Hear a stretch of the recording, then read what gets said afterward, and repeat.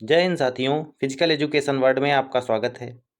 साथियों, आज की क्लास में हम लोग स्पोर्ट्स मेडिसिन से रिलेटेड क्वेश्चंस को करने वाले हैं। साथियों, सभी क्वेश्चंस इम्पॉर्टेंट और सेलेक्टेड हैं। ये क्लास यूपी टीजीटी 2025 में होने वाले एग्जाम की दृष्टि से बहुत ही इम्पॉर्टेंट होने वाली है। साथियों, हम लोग आज के प्रश्नों को डिटेल्स में हल करने वाले हैं। साथियों, वीडियो में अंत तक बने रहें। ये क्लास आपके लिए बहुत ही यूज़फुल होने वाली है। आइए चलते हैं, हम लोग अपने वीडियो को स्टार्ट कर लेते हैं। क्वेश्चन नंबर 1, मेरुदंड की पार्श्विक वक्रता क्या कहलाती है? Right answer option number D हो जाएगा। मेरुदंड में पार्श्विक वक्रता जो है स्कोलियोसिस कहलाती है। साथियों, पार्श्विक वक्रता का मतलब होता है हमारा ये बैकबोन हो गया, ये इस साइड या इस साइड झुक जाए, मतलब किसी एक साइड में झुक जाना पार्श्विक वक्रता कहलाता है, जिसे स्कोलियोसिस कहा जाता है। दोस्तों, ये लॉर्डोसिस क्या होता है? लॉर्डोसिस को हॉलो बैक कहते हैं। हॉलो बैक में क्या होता है दोस्तों, हमारी रीढ़ की हड्डी अंदर की ओर झुक जाती है, तो रीढ़ की हड्डी का अंदर की ओर झुक जाना लॉर्डोसिस कहलाता है। वहीं दोस्तों, काइफोसिस को राउंड बैक कहा जाता है। तो काइफोसिस की स्थिति में दोस्तों कंधे आगे की ओर झुक जाते हैं, मतलब एक तरह से कुबड़ जैसा निकल आता है। तो साथियों, काइफोसिस में हल्का सा कुबड़ जैसा निकल आता है और कंधे आगे की ओर झुक जाते हैं। क्वेश्चन नंबर 2 है, जब नियमित व्यायाम से मांसपेशियों में वृद्धि होती है तो ऐसी स्थिति हाइपरट्रॉफिक स्थिति कहलाती है। Right answer option number A हो जाएगा। वहीं पर साथियों, जब कमी होगी तब एट्रोफी हो जाएगा। क्वेश्चन नंबर 3, पेशियों में ऐंठन मतलब मसल क्रैम्प का कारण क्या है? सही जवाब ऑप्शन नंबर ए हो जाएगा। पेशियों में जब खिंचाव आता है तो मसल क्रैम्प्स हो जाते हैं। क्वेश्चन नंबर 4, पेशीय मरोड़ ऐंठन का क्या कारण होता है? सही जवाब ऑप्शन नंबर डी हो जाएगा। ये सभी कारण हैं, नमक की कमी हो जाना, पेशी में कोई भी चोट लग जाना, अतिसंवातन भी, ये तीनों ही कारण हैं जिससे पेशी में ऐंठन होने लगती है। क्वेश्चन नंबर 5, शारीरिक उपचार को निम्नलिखित में से किससे संबंधित किया जाता है? Right answer option number D हो जाएगा। शारीरिक उपचार का संबंध फिजियोथेरेपी से है। क्वेश्चन नंबर 6 है, जब मांसपेशी कमज़ोर, छोटी और शक्ति में कम हो जाती है तो इसे क्या कहा जाता है? तो दोस्तों, ये एट्रोफी कहा जाता है। मांसपेशी का कमज़ोर होना, छोटा होना और शक्ति में कम हो जाना, ये एट्रोफी स्थिति आ जाती है। क्वेश्चन नंबर 7, वह स्थिति जिसमें किसी पेशी और कंडरा मतलब टेंडन का मरोड़, खिंचाव अथवा विदरण हो तो ये स्थिति क्या कहलाती है? याद रखना साथियों, यह स्थिति स्ट्रेन मतलब खिंचाव कहलाती है। क्वेश्चन नंबर 8, व्यायाम से संबंधित तनाव फ्रैक्चर हड्डियों में होता है। Right answer option number A हो जाएगा। घुटने के नीचे तनाव फ्रैक्चर होता है। क्वेश्चन नंबर 9, निम्नलिखित में से क्या रीढ़ की हड्डी के चोट से संबंधित नहीं है? सही जवाब ऑप्शन नंबर बी हो जाएगा। रीढ़ की हड्डी में एवरेजन नहीं होता है। एवरेजन का मतलब होता है चोट या खरोंच लगना, हमारी स्किन का छिल जाना एवरेजन कहलाता है। एवरेजन में ब्लड नहीं निकलता है। क्वेश्चन नंबर 10, निम्नलिखित में से कौन सा जल चिकित्सा का हिस्सा नहीं है? Right answer option number C हो जाएगा। वैक्स बाथ जल चिकित्सा का हिस्सा नहीं है। साथियों, वैक्स बाथ में मोम को गर्म करके बॉडी पर अप्लाई करके उपचार किया जाता है। क्वेश्चन नंबर 11, निम्नलिखित में से कौन सा परीक्षण शारीरिक दक्षता को मापने की विधि नहीं है? सही जवाब ऑप्शन नंबर डी हो जाएगा। ऊंचाई मापना शारीरिक दक्षता मापने की विधि नहीं है। कूपर टेस्ट इसमें 12 मिनट की पैदल चाल या दौड़ शामिल होती है, जिससे शारीरिक दक्षता का पता चलता है। बॉडी मास मापना, ये भी शारीरिक दक्षता को बताता है। सिट एंड रीच टेस्ट, साथियों इससे हमारे शरीर की दक्षता का, फ्लेक्सिबिलिटी का पता चलता है।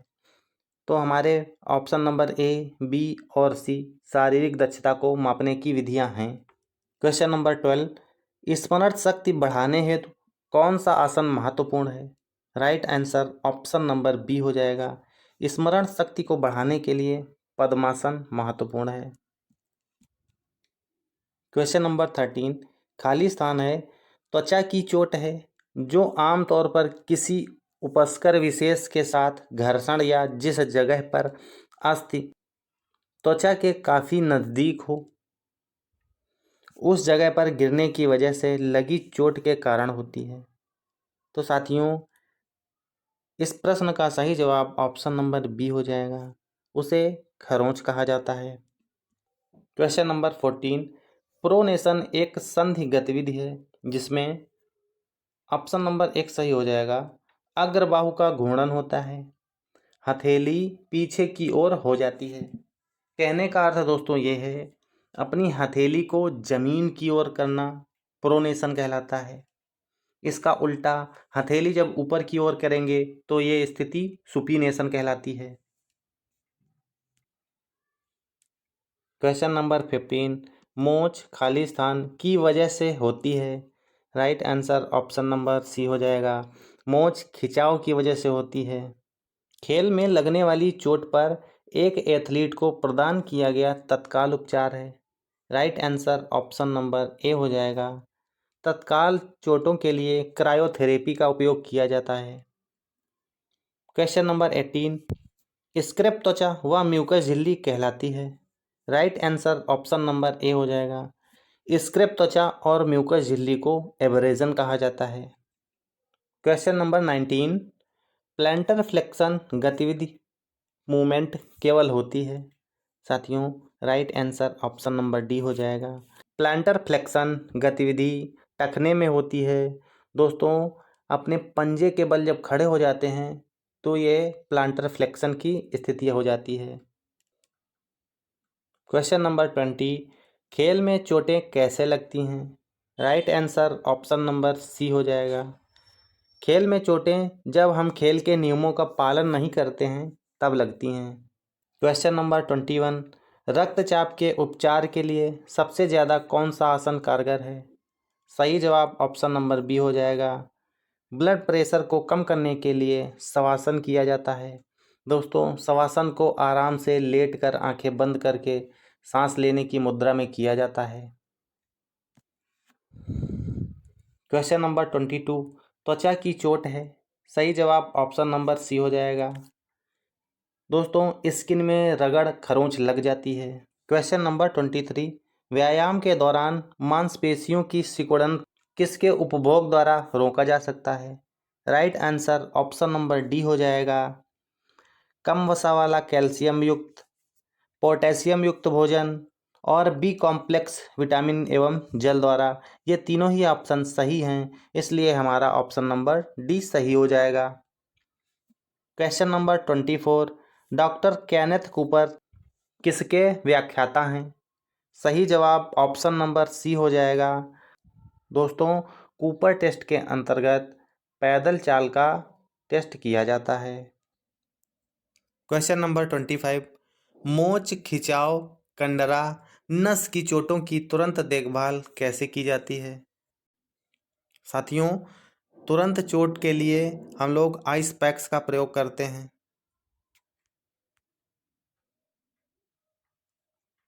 क्वेश्चन नंबर 26, निम्नलिखित में से कौन सा घटक शारीरिक दक्षता और स्वस्थता मतलब वेलनेस को प्रभावित करता है? सही जवाब ऑप्शन नंबर बी हो जाएगा, शारीरिक दक्षता और स्वास्थ्यता को प्रभावित करने वाला विस्फोटक शक्ति है। क्वेश्चन नंबर 27, शारीरिक बनावट एक महत्वपूर्ण अंश होता है। सही जवाब ऑप्शन नंबर बी हो जाएगा, शारीरिक बनावट स्वास्थ्य संबंधित सक्षमता का एक महत्वपूर्ण अंग होता है। क्वेश्चन नंबर 28, एचिलियस टेंडोनाइट के प्रभाव को कम करने से क्या मजबूत होता है और पैर की आर्क मजबूत होती है? साथियों, right answer option number B हो जाएगा। एचिलियस टेंडोनाइट प्रभाव को कम करने से पिंडली की जो मांसपेशी है वो मजबूत हो जाती है। लड़कियों में मुख्य शारीरिक विकलांगता आमतौर पर होती है। राइट आंसर ऑप्शन नंबर एक हो जाएगा। लड़कियों में मुख्य शारीरिक विकलांगता जो होती है उसे काइफोसिस कहा जाता है। दोस्तों, काइफोसिस में क्या होता है, कंधे आगे की ओर झुक जाते हैं। काइफोसिस को ही राउंड बैक कहा जाता है। क्वेश्चन नंबर 30, यह मांसपेशी की चोट है। Right answer option number D हो जाएगा। खिंचाव मांसपेशी की चोट है। क्वेश्चन नंबर 31, कुबड़ को और किस रूप में जाना जाता है? Right answer option number A हो जाएगा। कुबड़ को घुमावदार कंधा भी कहा जाता है। दोस्तों, इसे राउंड बैक भी कहा जाता है। क्वेश्चन नंबर 32, सममितीय मांसपेशी के खिंचाव को कहा जाता है। Right answer option number C हो जाएगा। स्थैतिक मांसपेशी में खिंचाव कहा जाता है। क्वेश्चन नंबर 33, बिना घाव का हड्डी टूटना कहलाता है। सही जवाब ऑप्शन नंबर सी हो जाएगा। बिना घाव के हड्डी का टूटना सिंपल फ्रैक्चर के अंतर्गत आता है।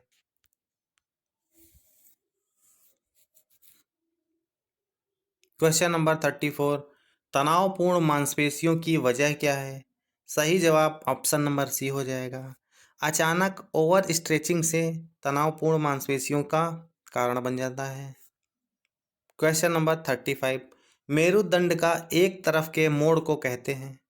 साथियों, मेरुदंड का एक साइड में मुड़ जाना स्कोलियोसिस कहलाता है। ऑप्शन बी सही जवाब हो जाएगा। काइफोसिस में दोस्तों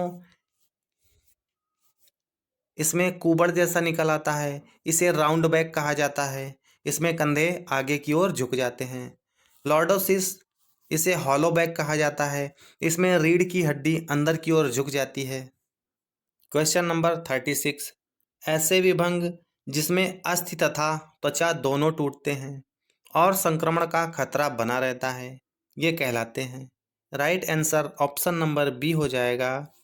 ऐसे विभंग सम्मिश्र विभंग कहलाते हैं या कंपाउंड फ्रैक्चर कहे जाते हैं। क्वेश्चन नंबर 37, यदि त्वचा टूटती है और उससे रक्त निकलता है तो यह चोट क्षति कहलाती है। साथियों, जब भी त्वचा टूटती है और ब्लड निकलता है तो ऐसी स्थिति को लेसिरेशन कहा जाता है या विदीर्णन कहा जाता है। ऑप्शन नंबर ए सही जवाब हो जाएगा। साथियों, वहीं पर अगर त्वचा रगड़ जाती है, छिल जाती है, लेकिन ब्लड नहीं निकलता है, ऐसी स्थिति को एवरेजन कहा जाता है।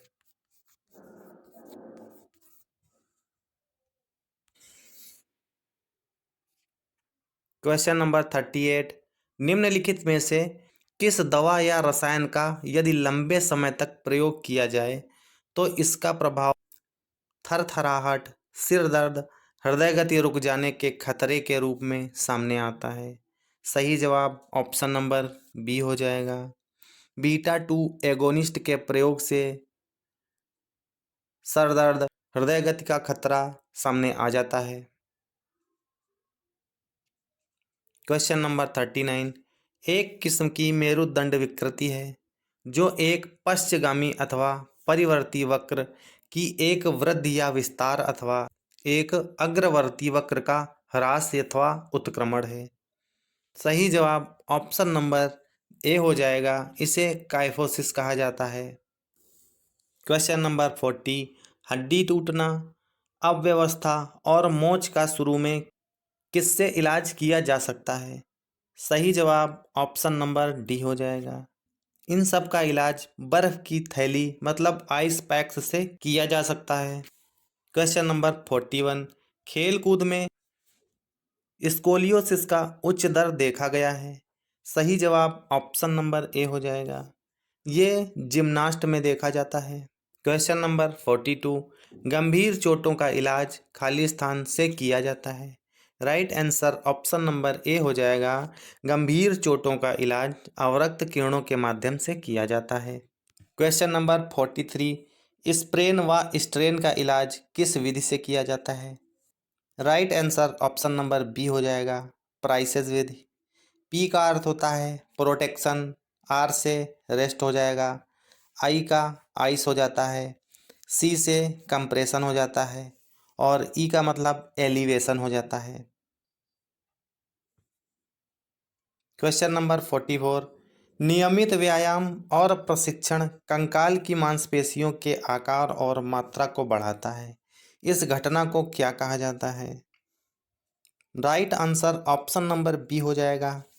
दोस्तों, यह घटना मांसपेशीय अतिवृद्धि कहलाती है, मतलब हाइपरट्रॉफिक स्थिति कहलाती है। क्वेश्चन नंबर 45, हमारे शरीर में वसा तथा टिश्यू के मेल को कहते हैं। सही जवाब ऑप्शन नंबर बी हो जाएगा। वसा और टिश्यू के मेल को बॉडी कंपोजिशन कहा जाता है। क्वेश्चन नंबर 46, पीठ की समस्याओं और पीठ वर्च से बचने के लिए किस बिंदु को ध्यान में रखना चाहिए? सही जवाब ऑप्शन नंबर बी हो जाएगा। उन व्यायामों को करना चाहिए जो पीठ की पेशियों में खिंचाव लाते हैं। क्वेश्चन नंबर 47, लचीलापन बढ़ाने के लिए कौन सा व्यायाम जरूरी है? Right answer option number D हो जाएगा।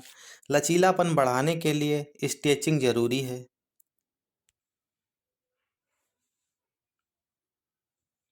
क्वेश्चन नंबर 48, लॉर्डोसिस पाया जा सकता है। साथियों, लॉर्डोसिस सभी उम्र के बच्चों में पाया जाता है।